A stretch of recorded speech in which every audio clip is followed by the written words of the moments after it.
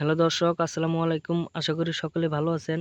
তো দর্শক, এই যে দেখতে পাচ্ছেন, এই যে মরিচ গাছগুলো, এই মরিচ গাছ কিন্তু আপনারা কিন্তু চাইলে কিন্তু খুব সহজেই কিন্তু আপনারা বাড়িতে চাষ করতে পারবেন। কারণ এই মরিচ চাষ করা কিন্তু খুবই সহজ এবং খুবই অল্প টাকায় কিন্তু আপনারা মরিচ চাষ করে আপনারাও খুবই টাকা লাভ করতে পারবেন এবং অনেক টাকা কিন্তু আপনারা চাইলে আপনারা বাড়ি থেকে, আপনার যদি বেকারত্ব জীবন কেটে থাকে তাহলে কিন্তু আপনারা চাইলে কিন্তু একদম ঘরে বসে কিন্তু আপনারা এ ধরনের মরিচ চাষ করে কিন্তু আপনারা লাভবান হতে পারবেন।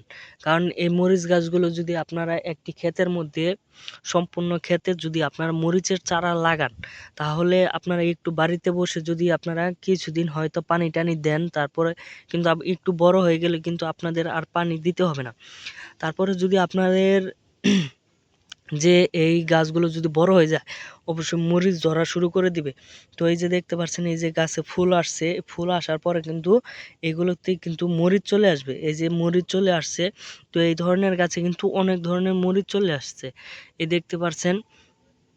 তো মরিচের কিন্তু অনেক ধরনের জাত আছে। আপনারা যদি জাত অনুযায়ী যদি আপনারা মরিচগুলো বুনতে পারেন, যেমন লম্বা মরিচ, গোলমরিচ, তো আরও ধরনের কিন্তু মরিচ আছে। তো আপনারা যদি এই গাছ শুকনা মরিচ, এই মরিচগুলো তুলে যদি আপনারা রোদে শুকিয়ে যদি শুকনা মরিচ বানিয়ে যদি বিক্রি করতে চান, তাহলে কিন্তু অনেক টাকা লাভবান করতে পারবেন এবং সেই মরিচ কিন্তু অনেক দিন পর্যন্ত আপনাদের টিকে থাকবে।